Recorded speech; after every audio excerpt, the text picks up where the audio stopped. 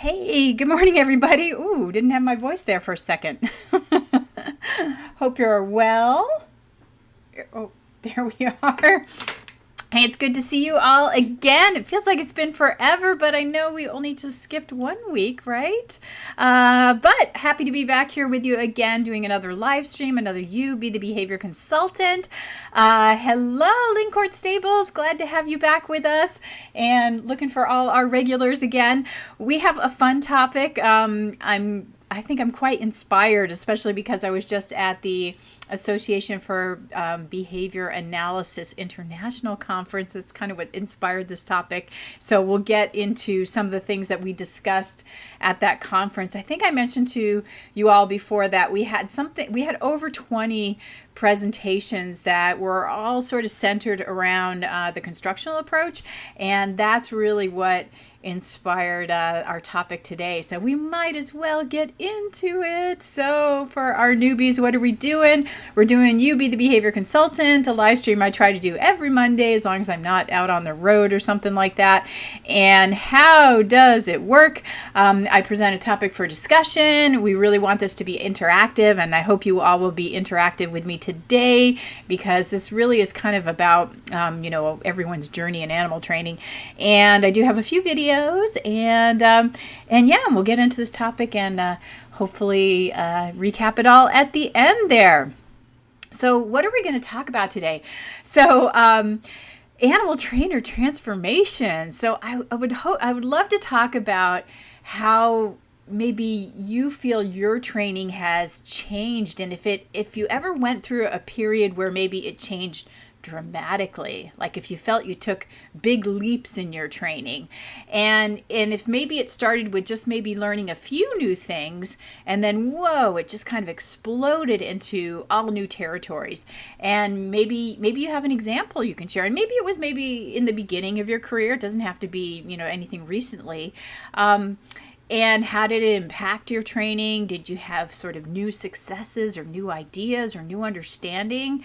And you can also maybe think about this with animals as well. It doesn't have to be necessarily about animal training per se, but maybe something that you've observed in animals that was maybe one behavior change or one class of behaviors that led to big changes. So there's a lot of questions there on that page to get you thinking. But we're going to kind of dive into this topic, and I'll let you think about that while you're typing stuff, and I'll kind of share a little story from the conference while you're thinking about examples for yourself.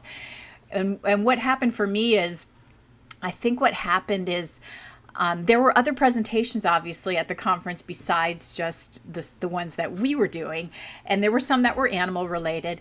And I remember kind of sitting and watching a presentation that was really super cool. It was really great animal training. But I also realized that some of the things that were being discussed in that presentation were things that I certainly have done in the past. But I also realized that some of those practices were things that were now maybe things that I have moved forward. I've progressed beyond, so to speak, because of the things I just learned recently, the things that our group was talking about in our presentations. And I started realizing, oh, that's now maybe, I don't know, what would be the right word? It's not bad training or anything, but it was just sort of, we were on to the next generation, so to speak. So it was kind of cool to think of, like, whoa, I had a transformation and I hadn't even really thought about it that way. And it wasn't even like that long ago. It was like really recent. And I was like, and it was like a big transformation. Like what I was seeing there. Yeah, outdated. Thank you, Ruth. That's a perfect word. It was like it was outdated, and it wasn't bad stuff. It wasn't even stuff that I would say that I would never do, but it was just like, oh, that's kind of a little outdated now, and like this is the next generation of animal training. We're moving on to this new stuff now, and I was like, whoa, I hadn't even thought about that, and it was all because of learning a few little things that are causing some like explosions, so to speak, in the animal training community for me, and maybe for some other trainers as well. So, and I can think of other times that have happened in my experiences with animal training. Like learning a certain thing or skill that made me go, whoa, this has opened the door for me to some new things that I've never done before. And maybe you guys have had some experiences like that. Or even just as a human being. Or maybe you can think of an example for an animal that of a behavior that might do something like that.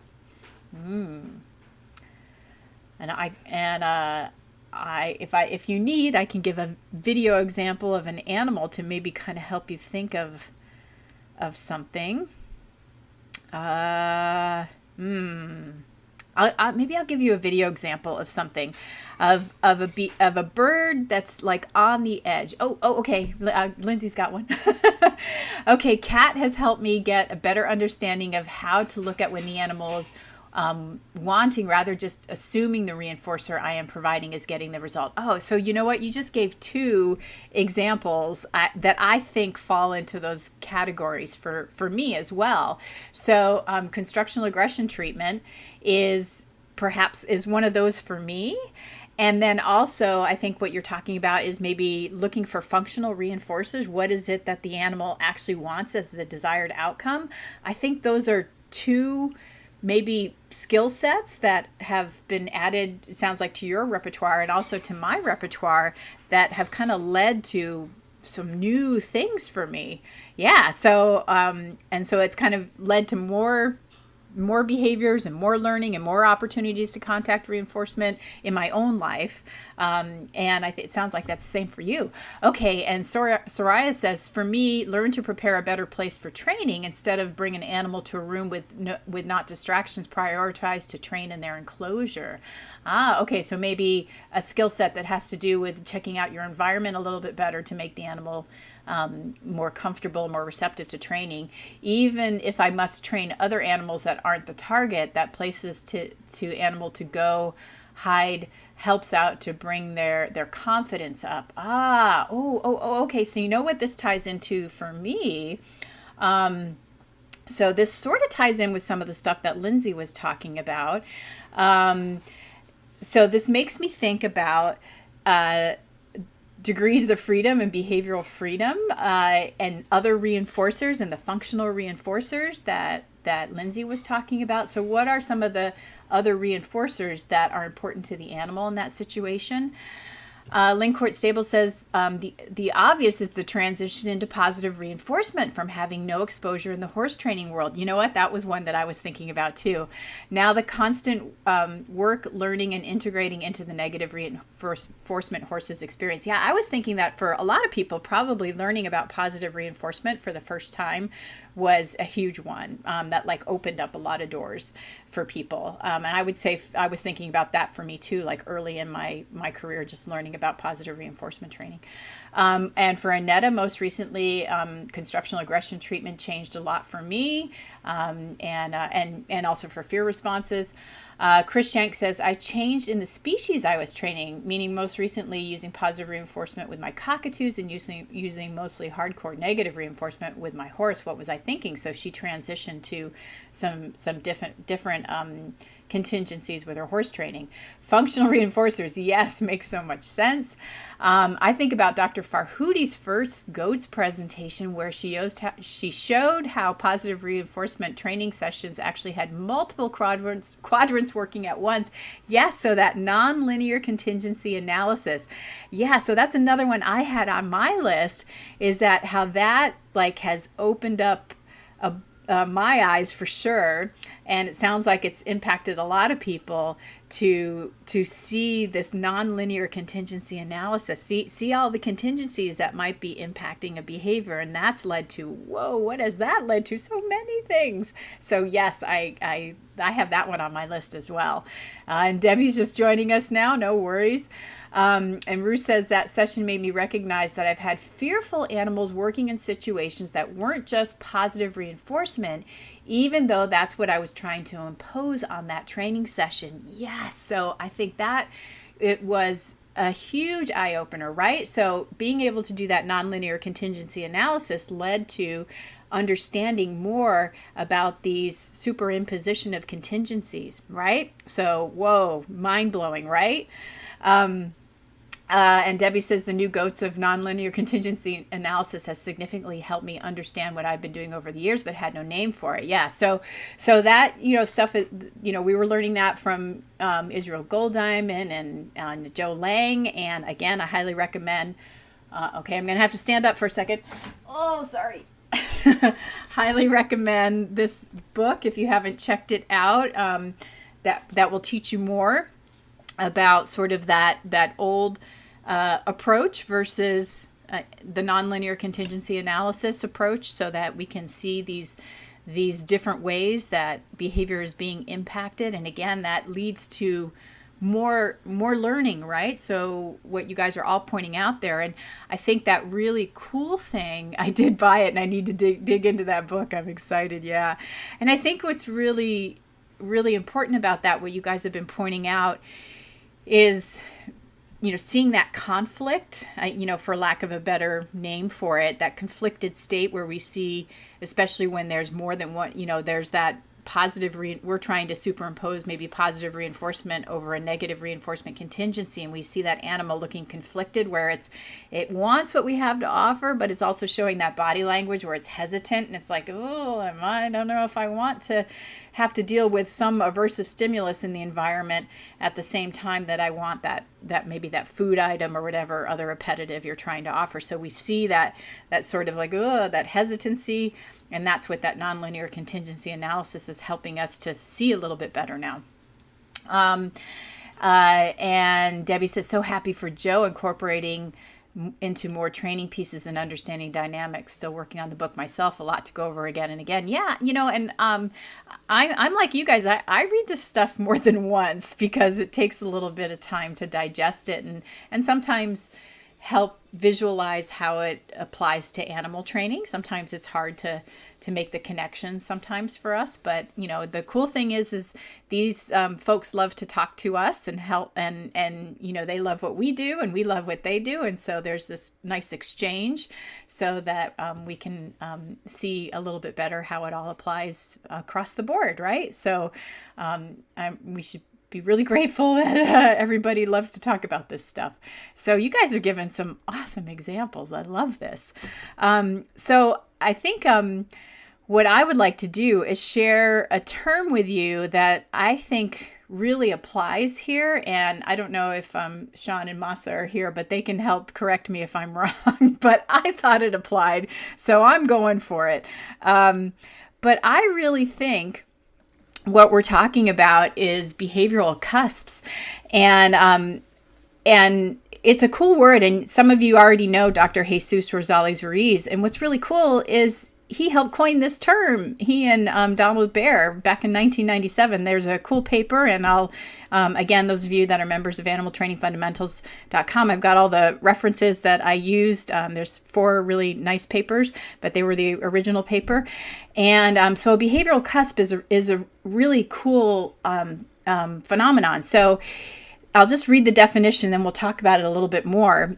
So it's a behavior change that has consequences for the organism beyond the specific change itself, and some of which may be considered important. And so when what is learned produces further important behavior development, a behavior cusp has been established. And so this is the idea that it's not just, whoa, you completed that behavior. It's that establishing this behavior or class of behaviors leads to even more cool stuff. And this is where we're talking about that explosion of behavior. And so another team, Bosch and Fuqua, if I say that correctly, proposed that maybe there's more criteria to what might make a behavioral cusp. And so this is kind of what I was using to help me say, are these things behavioral cusps? And that's where I kind of went to, maybe they are, because this is what I was feeling, especially at the conference, where I kept, and especially recently when I kept thinking about all the cool things, all of us have been talking about lately, is that some of these things that we've been talking about and learning about and starting to implement and have and start using in our repertoire of behaviors, is they really kind of seem to meet these criteria. So these, learning these behaviors or class of behaviors, they lead to access to new reinforcers, new contingencies, and new environments. I think they do have social validity for us. I mean, we're seeing these as leading to improved animal welfare and better outcomes in terms of, addressing behavior problems, and especially in my case, helping animals that in a lot of situations the other tools weren't really working. That's why I was saying kind of outdated. Generativity. So does the response facilitate subsequent learning by either a prerequisite or a component of more complex responses? And so I think for me, these things are leading to, developing even cooler stuff. I learned this little bit. No, it leads me to understanding something else and developing new repertoires. Competition with inappropriate responses. So I think what I'm also finding is, this is kind of where we're going with the outdated stuff, is that the new things that I'm learning are kind of teaching me that some of my old practices are maybe not, quite as relevant anymore. And then the number and relative importance of the people and animals affected. And so that's the other cool thing, is that, man, I think this has important implications for, thousands and thousands and thousands of people and animals that we work with. So Al says there have been many changes, but focusing on building trust and relationships with animals is important to learning successes. Yeah, so this ties in with, our social validity and the number of and relative importance of people and animals affected. So now if you think about all that and you think about some of those things that you've described, I mean, to me, I kind of feel like it meets the definition of behavioral cusps when you think about some of the behavioral things that you described that you were learning. Did Hillary discuss behavioral cusps in her goats presentation? Oh, I don't remember. That's a good question, Chris. I think I'll have to go back and look at that. Yeah, I don't remember. Good point. I will look. So I thought I'd share some examples that are, pretty obvious ones, and then we'll go back to our examples that you guys were talking about. So examples in humans might be learning to walk. If you learn to walk, that opens up the door to all sorts of stuff, right? All sorts of new behaviors. If you learn to read, that opens the door to all sorts of new stuff. And even like learning the steps to opening up a bottle. Now you can open up bottles. All sorts of things can happen from there. Or opening doors can lead to all sorts of things. But a non-example might be just putting a puzzle together. So you put the puzzle together. It doesn't really lead to all sorts of other cool opportunities and learning, but you learned how to put a puzzle together. Awesome. It's not a bad behavior, but it may not be a behavioral cusp. And then when you think about animals, a parrot learning to fly, that leads to all sorts of cool things. I think about in zoological settings, sometimes we have animals that are orphaned. Like I think about our work at Borneo Orangutan Survival Foundation. Those young orangutans, they often have to be trained to do things like forage in the forest, or if we have a primate that's more social and needs to learn how to interact with other primates in order to integrate with the troop, learning those social skills would be really important to lead to other kinds of reinforcers and new skills and so on. And so once that animal learns those social skills, then gets integrated into the troop, and then it's going to lead to more and more behaviors. And so a non-example might be just teaching an animal to station. It doesn't necessarily lead to more learning that animal's going to, contact on its own.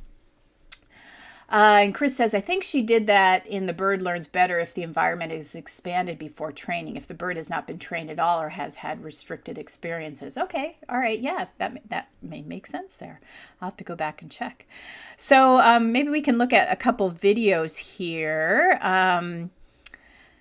Let's see. And I don't have audio over this, so it'd be easy to look at. So this was some of our work in Indonesia with Luti. And Luti, last time I was there, so this was before the pandemic, she did go to a pre-release island, and And so before she could go to a pre-release island, she had to demonstrate that she could forage for food on her own, because they only do a little bit of supplemental feeding there, and the rest they have to go forage for. So they do spend the days in the forest with these orangutans prior to that, teaching them how to look for food. And here Sri is just, smushing some banana on the tree so that Luti climbs a little bit. And then you'll see as the video goes on, we try to fade out the person being so involved.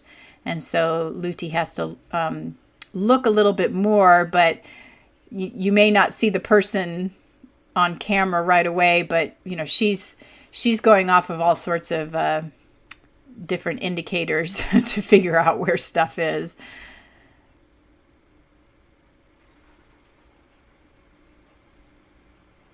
But they do this, normally there's, it can be like, 10 to 20 orangutans with the various babysitters. The reason we were working with her solo, some of you may recall, was that she had a tendency to go back to the buildings where they stay at night. And so she wouldn't spend her day out in the forest. And we wanted to teach her to spend more time in the forest so that she could graduate to going to a pre-release island. And so we were kind of like building a duration behavior here that you should just keep spending time searching in the forest, because you never know when something good might turn up. So the idea was just to kind of increase her time foraging by hiding things a little bit more. But, teaching, and they do teach other types of foraging behavior, like they teach them to use sticks to dig out things, in, all different kinds of things. And they teach them different kinds of food items. And they also teach them to be afraid of snakes, and all sorts of behaviors that lead to finding food and moving away from aversives and all sorts of things like that. And then I'm also going to show you another example. Let's see. And Debbie says something about training social skills in parrots. If they don't have them, and including the behavioral science into our practical application sessions. Yeah.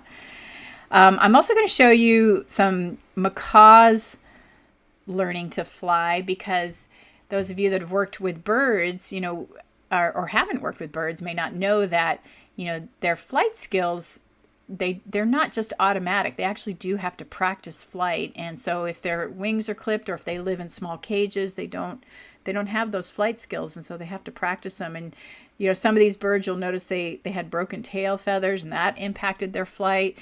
And one of them, if you have a good eye, you'll notice flies a little crooked, and that's because he had a broken primary feather. And so all these, and you can see the little football there with no tail feathers. But all those things impact their flight skills. And kind of what you see over the progression of this video clip is their flight skills getting better. And those things matter. And I think this is kind of an interesting video to watch that I'll show you next. Is, here's some wild cockatoos, and just the difference in the flight skills with this wild flock. I think these are bare-eyed, as I remember. These were bare-eyed cockatoos that I videoed in Australia, in Brisbane. And then these are sulfur-crested that are out foraging about. So again, and then I have another video I want to share with you after this one that inspired, this one I looked for because some of you may have seen Hillary's raising some jays right now, and she showed a video of the she was trying to give food to one of the birds, and she was literally holding it in front of its mouth, and the bird would not close its beak on the food. And so when we look at like this baby bird here who literally could just hop down there and eat the food, but right, it's not at that stage in development yet where it can feed itself. So think about, that moment when that bird develops to the point where it can feed itself, how different its world's going to be, right? That cusp, right? So some cusps are developmental, right? As opposed to, teaching a target behavior. So that one's kind of a fun one, I think. And I think she says in her video, all you have to do is close your beak on the food, but the bird is just still sitting there begging, even though the food is right in front of its beak. So Debbie likes the cusp example with the baby bird. So yeah, so it kind of helps you think about some different types of cusps, so to speak. So I wanted to go to this slide because a lot of you guys mentioned these ones. And so I think these could very well be possible behavioral cusps for animal trainers based on a lot of the things that we have been talking about lately. So some of you mentioned some of these, but if you have more to add to these, please do. But this is definitely the things that I was thinking of. So as was stated, learning to identify functional reinforcers. Yeah, I think that's a huge one. So when we see things, that, we're so accustomed to pulling out the treat bag, but when we can start seeing what it is that the animal really wants, whether it's, attention or distance as a reinforcer or, access to, their buddies, all those things can be really important to use as the reinforcer for desired outcomes. And because in the long run, that's what's really going to maintain the behavior. You're not really going to be there chucking food all the time. So especially when we're identifying or trying to address problem behavior or undesired behavior. So I think identifying those functional reinforcers, that's pretty important. And then these benign applications of negative reinforcement, I think this has really been a big game changer. And learning how to apply it is something that takes practice. I think a lot of the people that have been starting to implement that have probably discovered that. So we've talked about constructional aggression treatment, and then fear to friendly has kind of been the term for when it's a fear response. Although, those were acronyms that Dr. Jesus Rosales-Ruiz developed, but, who knows, those might change down the road. But we're just trying to find a way to help people understand that negative reinforcement doesn't look exactly the same in different procedures. And so the way that we're talking about applying it is very different than those procedures in which it's used quite coercively.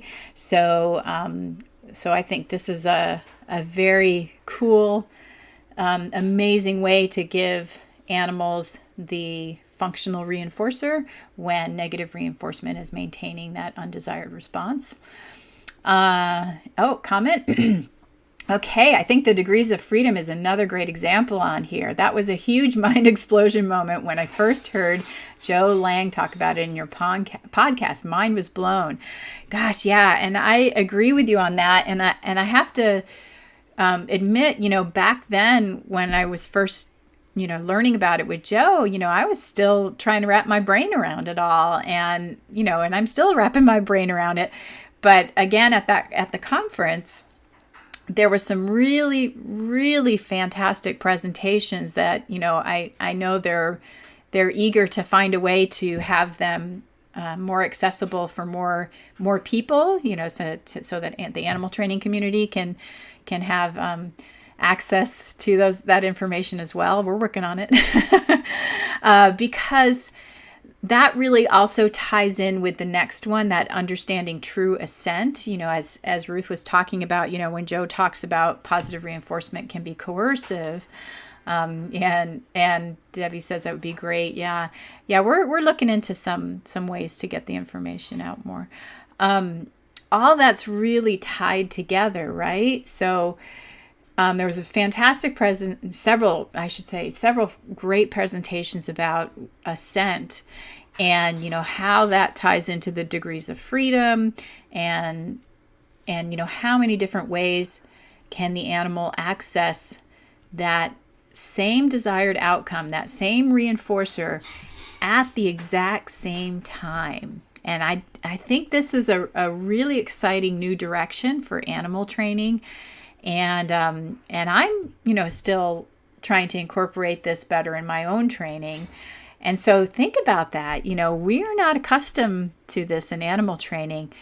Think about what you're offering from your hand. Let's say if it's a food item, could that animal get that very same food item at the same time or for walking away from you? Would you still give that animal the same food item for just walking away from you or for doing another behavior, not one that you cue per se, but just how the same thing. So let's say I wanted to give my dog, a piece of chicken, and I asked him to sit, and he doesn't want to sit, but he walked out of the other room. He could get that same piece of chicken for walking out of the room. Yeah. And so what that tells you, or maybe there's two other behaviors as well. He could go jump up on the couch and get that same piece of chicken, or he could, so the idea is that when all that's available, it lets you know that there's other things about doing the sit behavior that are also reinforcing. You've made it, there's other things about participating. Maybe it's because he finds attention from me also reinforcing. So that it makes it so that doing the behavior with, that I'm asking is fun to participate, not just because he's getting food from me. And so it gives us more information when the animal has more ways to get that reinforcer. There was a really fantastic poster at the conference by one of yeah, exactly, says Debbie, by one of the students of Dr. Jesus Rosales Ruiz. It actually won an award, and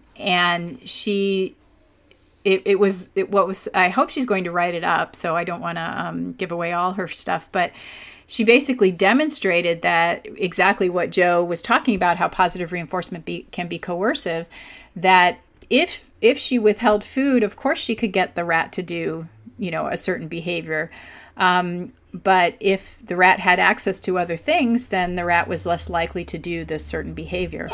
So that's what was really compelling about the study, is that it's just very easy to get, that what it demonstrated is that the rat would be more likely to do these other things if it had the opportunity to do, if the food wasn't withheld.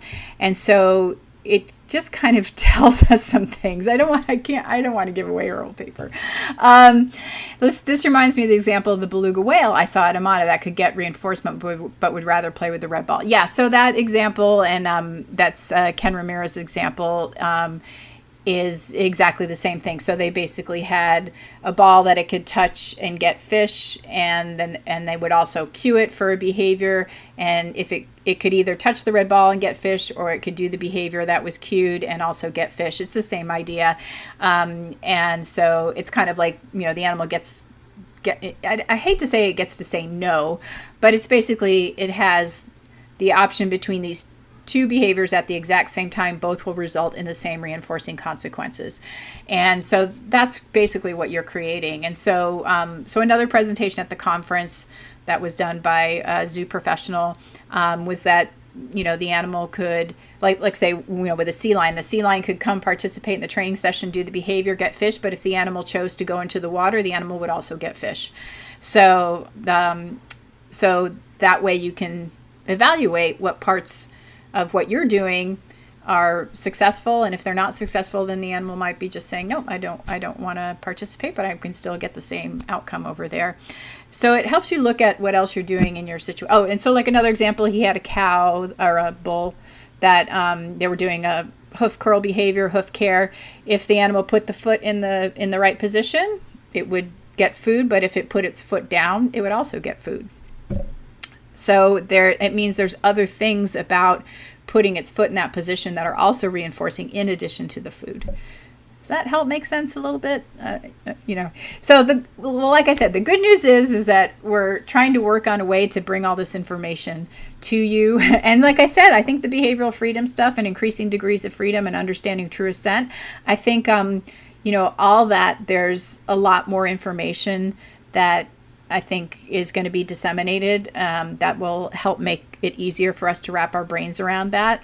And, obviously this live stream in itself is not intended to bring all that information to you. There was several really good presentations on that. And so I'm hoping that those will all make their way to our training community and help us start applying that and implementing that better. I need to work on implementing that better. I'm still wrapping my brain around it, but I love it.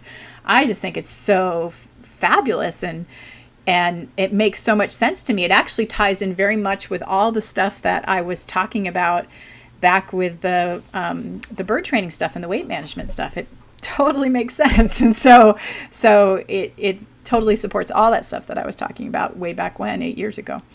So, yeah, and just walking with all of you through this with wonder is very reinforcing for me. Yeah, it's awesome sauce is what I like to say. And Annetta says, we have always fed the fish ration to the sea lion after a training session, no matter if they wanted to work or not, if they wanted to eat. Yeah, so I think it might be just a tweak on that, Annetta. It might be just adding, instead of maybe after the session, it's sort of, it's maybe, even within the session. I don't know. I think these would be great conversations to have with people like Joe Lang and Sean and Masa, who've been doing a lot of work with this, and some of the other presenters who were there. So, Kyle and Amy have been really applying it at their zoo. And then there's some people, working with people who are really applying it with their human learners. So I think they would also be really good people to have these conversations with. So I'm hoping we'll make that happen. But does this just work for maintenance trainings or for new behaviors too, or like training a new behavior? And if the animal offers a desired behavior, also reinforce? I know Soraya has all these great questions. I think these would be great questions to have with these people. Maybe we set something up with them all. And maybe I can make that happen so we can have all those questions. And it's not saying that we never have situations in which we, because we talked about that there are times when, we kind of train the way that we're accustomed to, and it is more coercive. We've talked about that as well. It's not saying that this is the only option, but we're just saying that this is something that we might consider working towards in as a way to give us more understanding of assent, and maybe work towards a standard of welfare that might be, again, another thing to consider. So, but I love these questions. I think these are really great questions, and I love the idea of oh God, you're making me think about, like, I want a panel with all these people and having all these questions and having them available to answer those questions. I love your questions there. Let's see. It's essentially knowing the animal's doing the work because they want to, not because of food, is my understanding. Well, and want to is like, that's like a big question. I think it's really asking about what are, maybe some additional contingencies, additional reinforcers at play that could be involved in the whole thing. So, and this goes back to our nonlinear contingency analysis. And Annetta says, interesting, looking forward to learn. I've been watching, listening, but YouTube won't let you sign in. Oh, panel. Yes, do that, Barbara. Great clarification. Thank you. Well, I don't know if I'm clarifying it very well. I think I would love to pull in these people that I saw, and I have some thoughts about how we might be able to make that happen. So we'll keep that discussion going, guys. So I think this is all really important stuff that I love. Like, just like you guys, my head is spinning on it because it's so exciting, right? It's so exciting about where this can go for us, and again, still kind of wrapping my own brain around it all and how to apply it really well. I mean, I gave I gave one video example in my talk of where I feel like I applied it, and I think I've shared the video with you guys before, the one with my dog and the water, and him learning to drink from the hose. Well, where he drank from the hose, and to me that was an example of providing behavioral more degrees of freedom because he had access to water in several different places. And I think, but there, we could really get into an analysis of the different contingencies there, and I think there's a lot of things going on there to assess that kind of makes you think about, how it made it more likely that he would participate and it became more fun for him. Without me just using food to lure him into something aversive.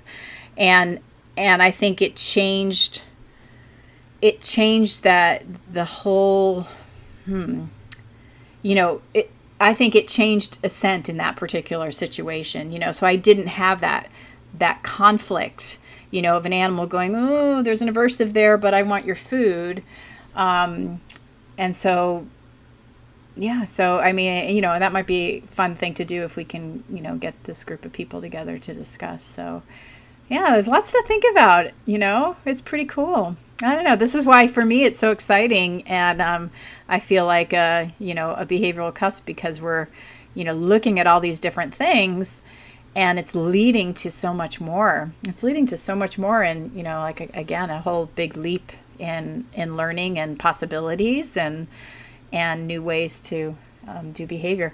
I still find it a bit difficult. The only way he could access you was to participate, right? So, and I agree. That's a really important thing. So, when we think about one of the contingencies, me as a source of attention, I'm only available for attention near the hose. So that couldn't be delivered by his food bowl, or the water bowl that's behind me, or the water bowl that's in the house, or he also likes to drink from the toilet.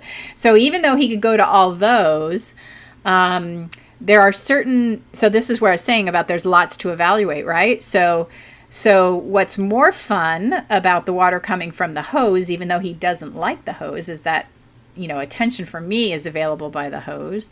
The freshest water comes from the hose. The freshest water is not, right now sitting in those other bowls, but he still has access to those. So this is what I'm saying. There's all these things to evaluate. But what I didn't do was, hold a bunch of treats there and say, you got to eat these treats next to the hose. So this is what I'm saying. There's lots to evaluate, right? And I didn't withhold water, and I didn't say you can't get water someplace else. You can certainly go get water someplace else, but there's other things to evaluate. So it's interesting. Yeah, it gets you thinking. Maybe even with training live animals as part of the panel to see the discussion in action at the same time. Wow, oh man, I don't know. You got lots to get me thinking about. All right, we'll keep that in mind. Yes, so much to consider, but a great way to go. Was the criteria set for receiving a reinforcer for not participating? Yeah, so that's the really good question. So he didn't, he can go get water elsewhere. I mean, that's obviously part of it. Different level of reinforcers for target behaviors and other desirable behavior. Level 1 for most desirable, level 2 for other, no reinforcer for unwanted. Well, so that's a really interesting question. So that's one of the things that has been discussed in other areas, like whether you reinforce or not for unwanted. Do you still reinforce? And I guess that's a depending. That one is still one up for discussion, I think. So like in another group, there was some comment about still reinforcing for unwanted. So that's a good question. I don't know that I think it flip-flops on. I don't know if I have a straightforward answer for that. So some people are saying yes, some people saying no. So that was like on the conjugate reinforcement. They were saying to still reinforce, but that was a dog training example. I know for some of us with some animals that we work with, I don't know. I remember watching it and thinking, I don't know if I would or not, because I know with some of us that could be dangerous. So that's, again, another one of these things that I had on my list is I know I have used conjugate in my training, but I wasn't aware of it as a thing, but now having sort of an awareness of it, I think I'm using it more conscientiously, or thinking about using it more conscientiously. Well, wouldn't walking away be an unwanted behavior, but you still reinforce? Yeah. Right. Yep. My earlier point precisely. Yeah. So that's another discussion as well. There's lots to discuss here, right? Well, and which is cool, right? So this is, again, leading us to things that, more things to analyze here. And then I have here, learning how to apply constructional programs, because I think even for me, when I was first, kind of getting, my whole, I guess, little sticking a toe into all of this really was just, I think really the first step was a conversation with Dr. Jesus Rosales-Ruiz, in which he mentioned to me that what trainers typically describe as counter conditioning is really these two contingencies, and it's really shaping procedures. And I remember, having to kind of mull that over and think about it. And then really the first thing I tried was this benign application of negative reinforcement. And so that was really my first introduction to some of these topics. And then starting to learn more about constructional programs. And so there's a lot more to it than just and that kind of led to functional reinforcers, I should say. And then that kind of led to nonlinear contingency analysis. And then that kind of led to, what really is a constructional program, and all the different elements that are involved in that. And so I think, at first people thought, constructional program is negative reinforcement, and maybe, I play a part in misleading people in that direction, but it, it's not. It's just that, you might use negative reinforcement because that might be the right procedure for that particular, problem you're trying to address, or undesired behavior you're trying to address. But a constructional program is much more involved than just a procedure, right? So that might be something that's part of your learning journey. And again, that could be a behavioral cusp for you, is to learn, what does it mean to be constructional? What are all the elements to that? And it might involve many of these things here that we've added. So all these things, like I said, they kind of overlap and are a different way to think about training than what most of us have done in the past 30 years. And so I did want to share, I'm not sure if I've shared this video with you before, but, for me, I don't bombard my clients with all these things and say, here you go, do all these things. But what happens is we might see, a situation in which there's an animal that is showing aggressive behavior, and we see that the functional reinforcer is that the animal wants distance. And so we might talk about that, and that person we'll talk about how they can apply a negative reinforcement contingency in a benign way, so that animal can start learning to present desired responses under those conditions. And so I just have an example with an armadillo that in the past, it had been treated for a lesion on its shell, and so it had been picked up to have that treated.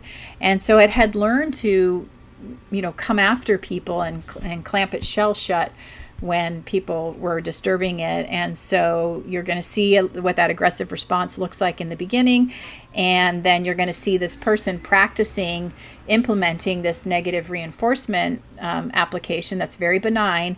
And then he also wanted to pair some positive reinforcement with that, and so you'll see him giving this animal some peanut butter as well. But the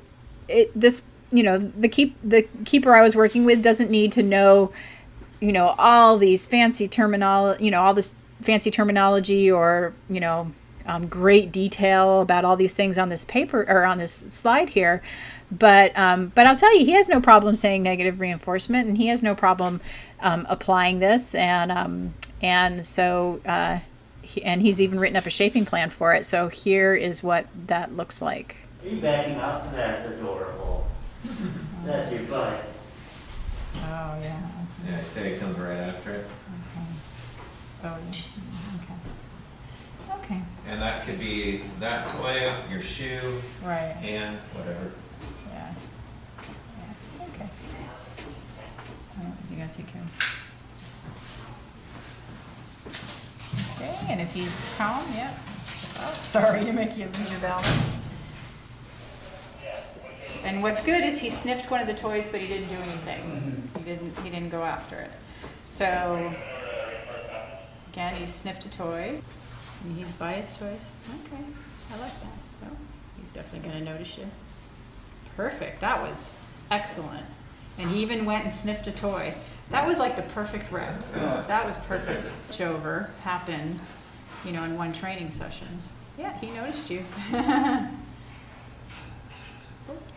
Smell it? Yeah, nice work. Yeah.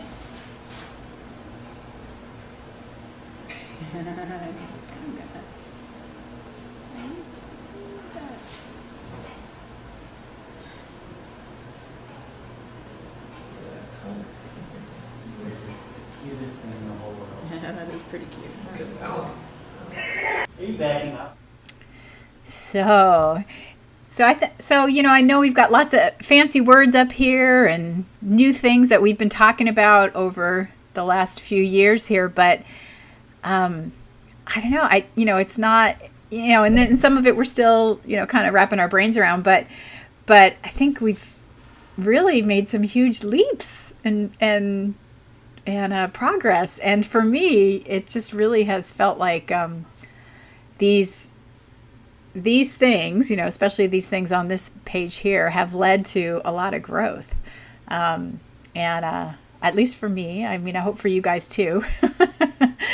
And it's really exciting. It's really exciting to see where we're going. And, I wouldn't have thought 3 years ago that there would have been kind of this opportunity to take our training to such new directions.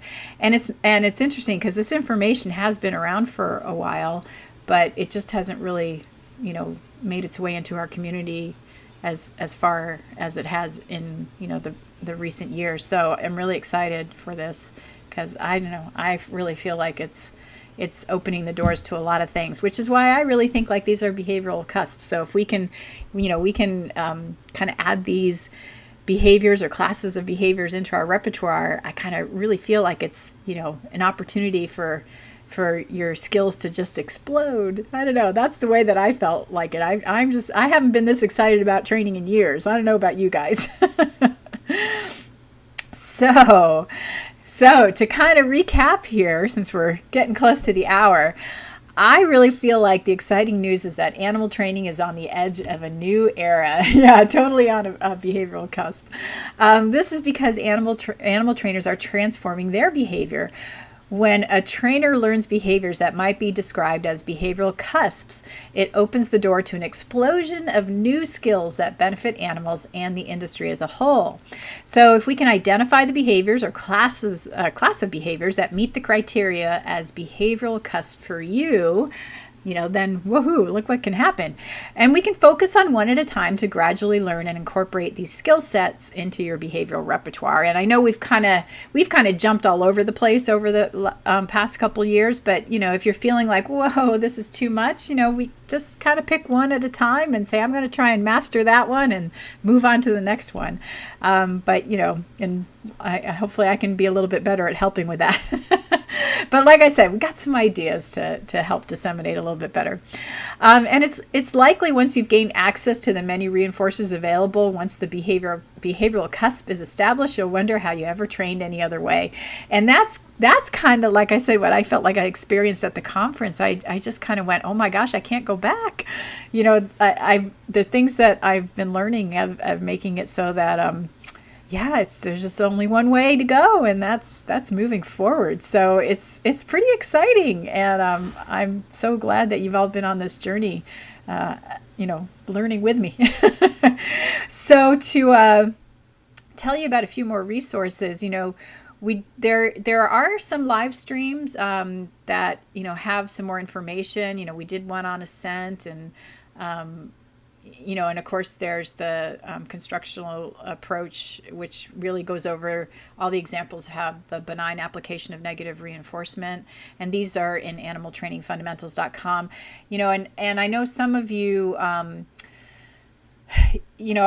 gave the heads up in the emails, but the YouTube videos, they've kind of gone into preview mode. Not all of them, but like the ones that have been way back, they're more like a preview. So if you want the full one, I hope you'll become a member of animaltrainingfundamentals.com. Obviously, if you watch live, you get to see the full thing.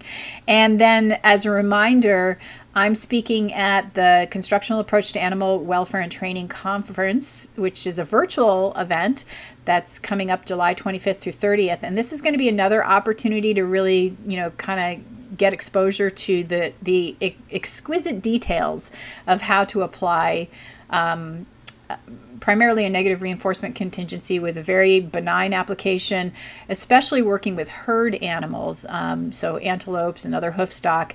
And I go into a lot of detail with this presentation, and there is a special 50% discount for people that work at these different facilities. So just go to cout.com and you'll see the conference link there to sign up. And then, speaking of degrees of freedom, Sean and Masa have agreed to do a goats presentation on this. I just still haven't nailed them down to a date because I know they are super, super busy right now. But we'll get that date for you soon enough. And then I'm so sorry, guys, but next week I'm out of town, so I can't do a live stream or a tower talk next week. I'm so sorry about that. And just a reminder, there's so many cool things in animaltrainingfundamentals.com. We actually just did a little, what would you call it, tune-up to the website, so it pops a bit more and it's a little easier to navigate. So if you haven't joined, you may enjoy that, and if you're a member, hopefully you enjoy the tune-up. All right, so I see a few more comments. So much information, so little time. I know. I tend to let things play in the background while I'm doing other things so that I can keep the learning going. The articles on behavioral cusps are really interesting. So I have my PDF reader read them to me while I'm doing other things. I think all 3 out of 4 of them were open source, so you should be able to access them. One of them I had to get through ResearchGate, so if you're not a ResearchGate member, I don't know if you can get that one. You'd have to have access to a library. And Annette is so ready to watch the behavioral.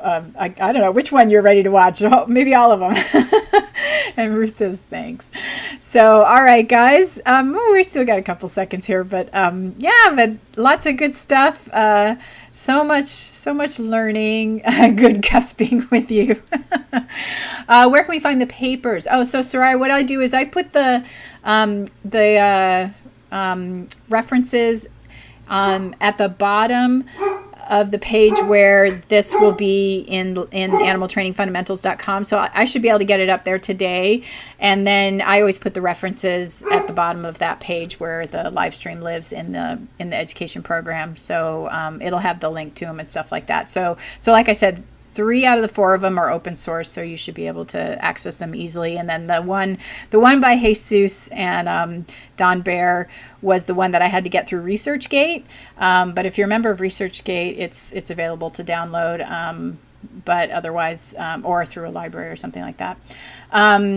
Trying to get my head around 2 things: an aggressive armadillo and BH dog drinks from the toilet. Yeah, well, because the water from the toilet is fresh, right? As soon as the water is flushed, then there's fresh water from that.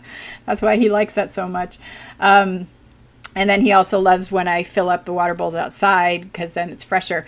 So in the past, he wouldn't, if I was filling it up with the hose, he would stay far away. And then after I finished, he would come up. And now after having done the training with him, he comes as soon as I'm filling it up with the hose. So he's not afraid of the hose anymore. Aside from that, thank you again for the eye-opening presentations. Yeah, so, I just got to keep my toilet cleaned. Although he doesn't go there that often anymore. I think the other places are now fresher. Yep. So there you go. It's the freshwater thing. So that's what's more reinforcing. Again, this is when you do your analysis. You find out these things. All right, guys. Well, thank you for joining me, and I hope this was fun for you. And now you're going to start thinking about all the things that might be cusps for you, where it's leading to explosions of training, not just sort of a one and done, but leads to more learning for you. So, and just think, some of you know the person who coined that term and that phenomenon, observed that phenomenon and gave it a name. So very cool. All right, guys, thank you so much for joining me, and I look forward to catching up with you again really soon. All right, take care, everybody. Bye.